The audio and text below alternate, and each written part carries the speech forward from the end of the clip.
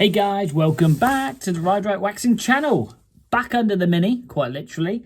We're going to be doing in this episode is just basically tidying up the rest of this floor, making sure it's ready to receive its final coat of primer. I'm going to move all these boards and we're going to get this rear subframe here off. I've actually ordered a carbon boot floor from Carbon Weasel, so all the carbon on my car is from Carbon Weasel. Big shout out to them. So I'll pop their little web address in the description below. It is quality carbon fibre. Pay a little bit extra, but what I will say is you do get really good weave, and the quality is just phenomenal. Plus also I've had some of the carbon on my car for many years and it hasn't gone milky at all. So Ben and the people at Carbon Weasel, top-notch job. So we're going to tidy up, we're going to get some sanding done, and I'm going to give a couple more shout outs later on in the video. And I've got a bit of a surprise I've got coming, so do stay tuned. Hit like, hit subscribe, because we'll be going on a bit of a road trip to pick something up, hopefully, which I'm super excited about. And it's something that I've wanted from the age of 16, 17 when I first set eyes on it. So let's crack on and get this floor tidied up so we can get this rear subframe off.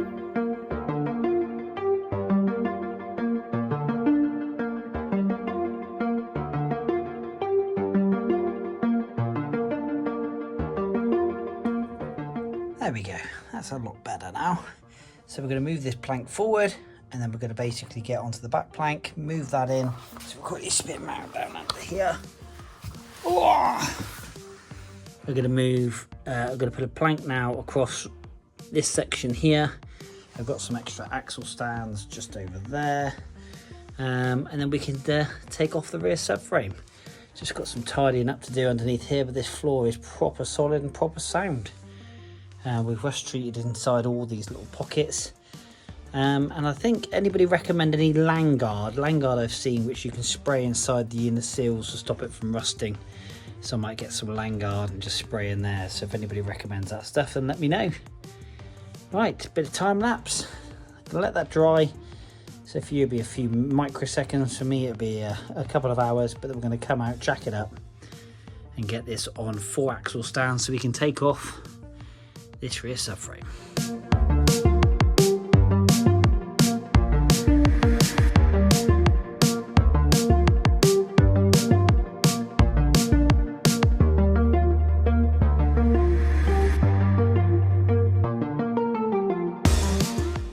So there we are, team. Right, axle stands now on maximum height there. These are some truck axle stands I bought from my brother.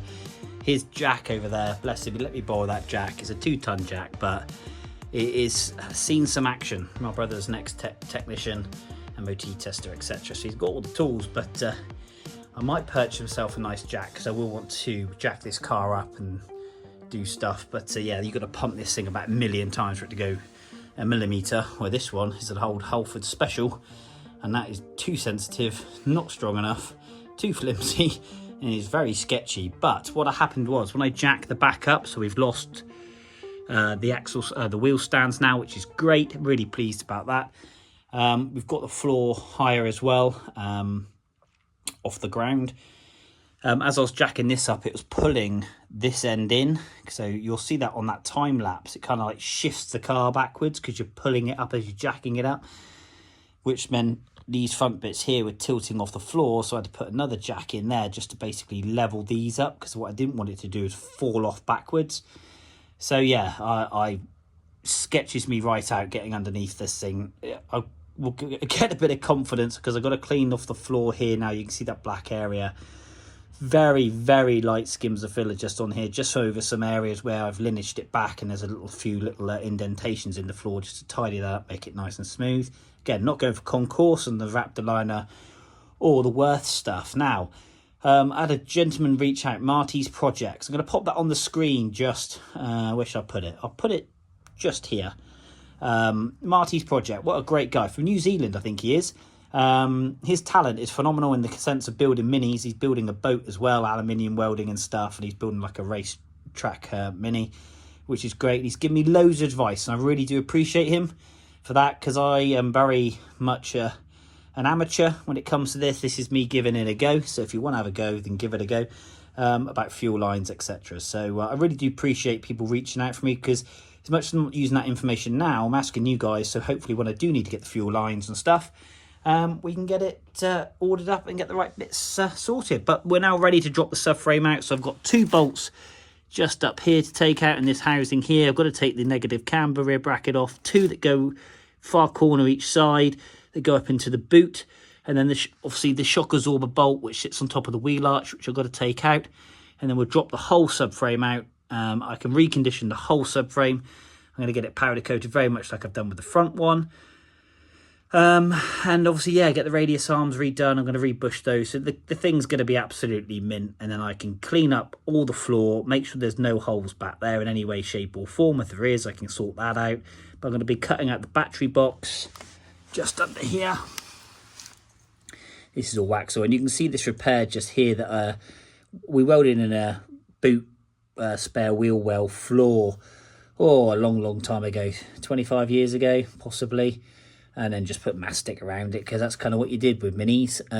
But yeah, that's bugged me forever. So I'm going to cut this out. I've ordered, like I said, carbon weasel floor, which is going to be a flat bottom, and also reduce a fair bit of weight as well. And we'll just clean up all this. As well as get rid of these like towing eye things, those things there, going to get rid of those and just sort it all out and see how good.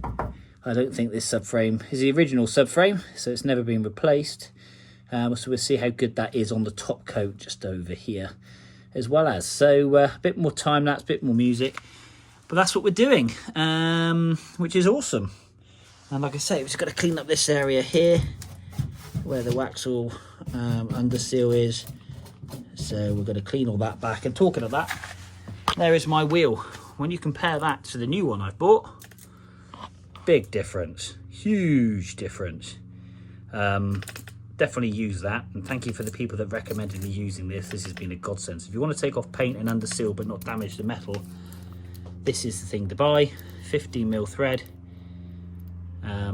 just screw straight onto your angle grinder, and away you go. But do wear a mask, do wear a face shield if you can, because these little bits of metal do fly out, and every now and then you get one stuck in your cheek or your head and it wrecks. But yeah, little top tip. Anyway, time lapse, let's get this subframe off. Hey guys, right, couple of days on, wheels are off, and this is my single nut stud conversion. I tell you what, I'm going to flip the camera quickly round. Like I said, not too bad under here, but this is your single nut stud conversion, and this was Force Racing that did this.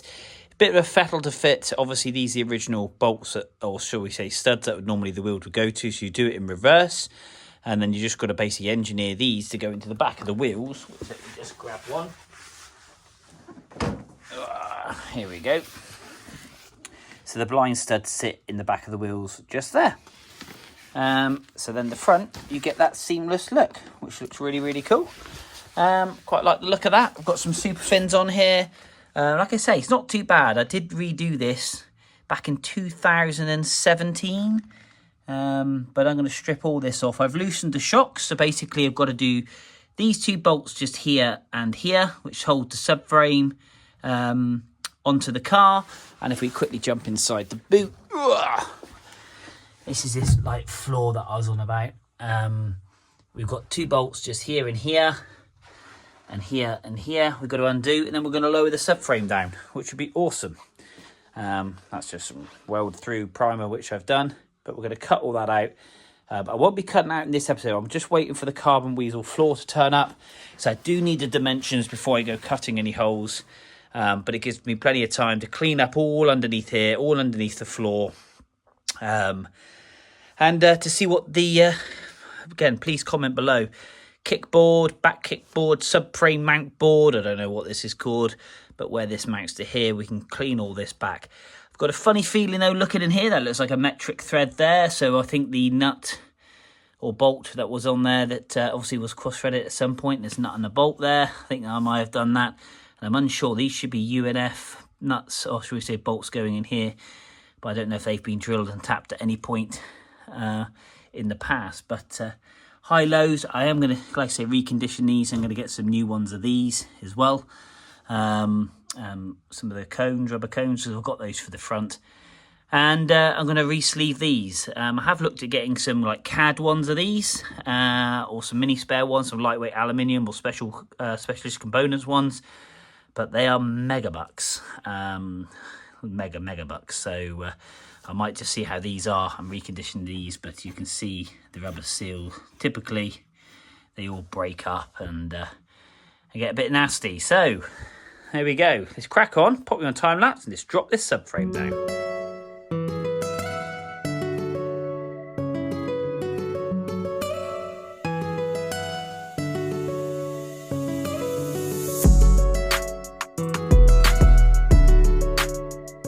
Right, okay, so just because I need to get to this bolt here, my high-low, negative camber bracket is obviously in the way, so I need to remove this. Normally, you could actually remove the subframe with the radius arm in, so I'm having to remove the radius arm. So I'm taking the bracket off here, 2 bolts here, one there, and I'm going to loosen the nut up on the other side of the radius arm, disconnect the handbrake cable and the brake line, and then I can take the whole radius arm out, and then I'm exposed to these bolts here. And then that's what we'll do the same on the other side, just purely and simply because I can't get to this bolt going into that bulkhead area.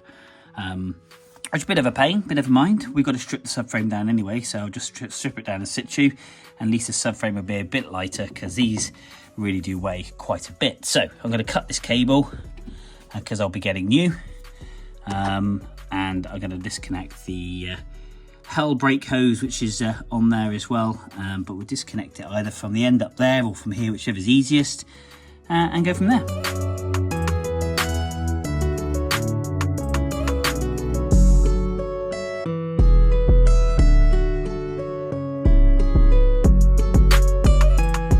There we go, that is now all off. Pretty grubby. We put new bushes and joints in there, but you can see the grease is and the seal. It'd be interesting to think. I don't think these shafts have ever been changed in 40 odd years. So the subframe, by the looks, seems to be helicoiled. So these two are metric, which is not a bad thing, and the one in the bottom here has been helicoiled as well. So be interesting to see what that looks like, and how well they've fared up, which we'll have a look when it's off. But the subframe looks pretty good, to be honest.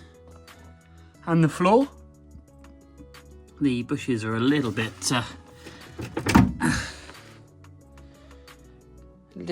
worn, a little bit flat.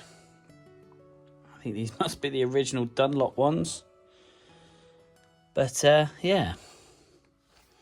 And the original, look at this, this would make you laugh, look at this. Rip Speed, for you old school people there. These are Rip Speed.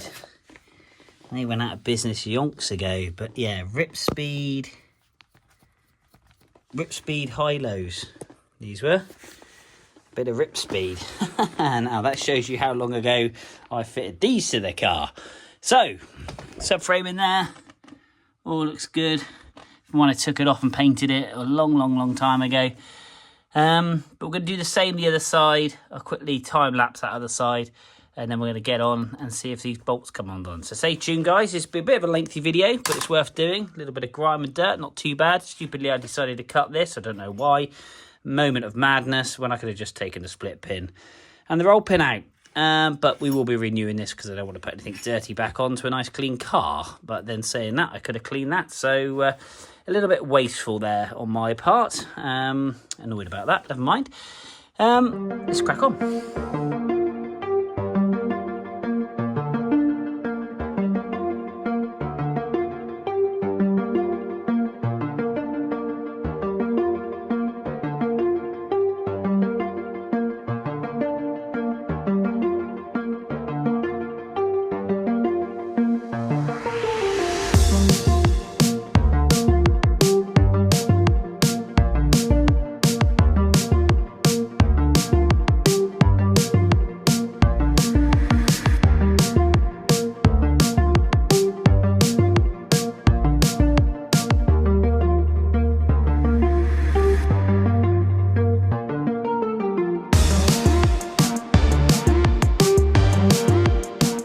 Right, so these bolts here, up here, these ones here, They came out really, really well, and so did the other side. I actually did, before using my air gun, or my air ratchet, I did actually use a ratchet just to make sure that they weren't really tight, because I didn't want them to snap.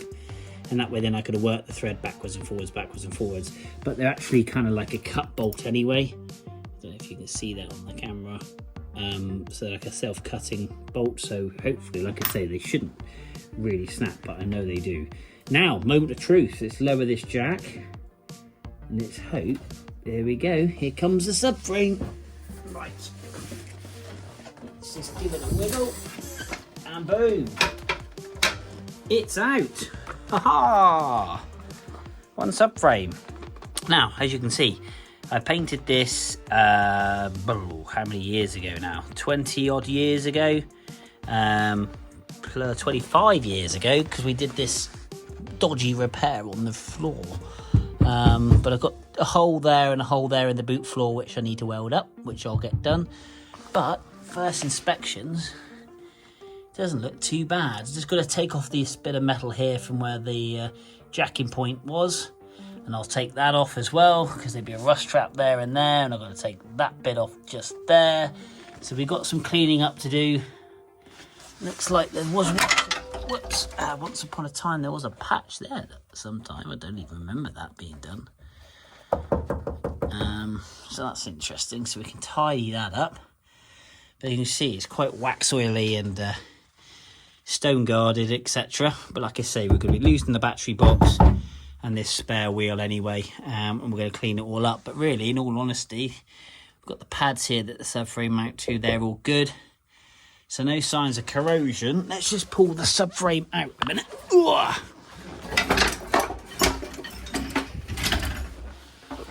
Like so.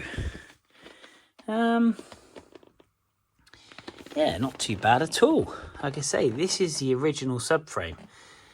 Well, it's put it this way, I've never changed it. I've had this since I was 16, so I've never changed the subframe for another one. I've never bought another subframe for this car. As you can see, it's quite heavily wax oiled. I think that's the biggest thing, really, is making sure that you kind of like, you can see the layers of paint that I've put on this from when I got it. So yeah, looking all good, to be honest. Like I say, I'll take this and get this powder coated and cleaned up. Any advice at all on if there's anything I should weld? This looks like, obviously this has been welded here and here, which obviously from factory. And again, maybe I did this when I painted it. I can't remember, or gave it to my brother to do. But there seems to be really nowhere else I can really weld on here. I am going to take these hooks off the bottom.